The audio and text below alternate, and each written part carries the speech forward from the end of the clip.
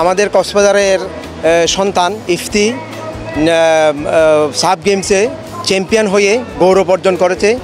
সেই জন্য আমরা কক্সবাজারবাসী গর্বিত। নতুন প্রজন্মই এই নেতৃত্ব দেবে। আমাদের যা ইফতি ভবিষ্যতে ন্যাশনাল পর্যায়ে খেলতে পারে এই প্রত্যাশা রাখতেছি আমি। আমরা আগামীতেও চাই ইফতিয়ারের মতো যারা খেলোয়াড় আছে তাদেরকে মূল্যায়ন করে, তার মতো পরিশ্রম করে উনি বিকেএসপি থেকে উঠে আসছে এবং ঢাকার মতো খেলায় ঢাকার মাঠে তার নৈপুণ্যতা অনেক আছে। ইফতিয়ার আগামীতে জাতীয় দল হয়ে বাংলাদেশকে অনেক কিছু দেওয়ার আছে।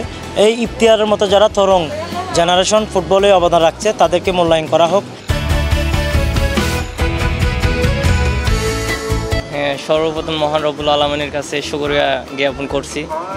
আমরা অনেক প্রতিকূলতার মধ্যে ছিল বাংলাদেশ, এই অবস্থায় আমরা যে দেশকে একটা ট্রফি উপহার দিতে পারছি এতে আমাদের অনেক বেশি ভালো লাগছে। আমরা এখান থেকে বাংলাদেশ থেকে যখন যাচ্ছিলাম তখন আমাদের প্রত্যেকের একটা কমিটমেন্ট ছিল কি আমরা ইনশাল্লাহ যেই করে হোক এবার এই বাংলাদেশকে, নতুন বাংলাদেশকে ট্রফিটা দিব।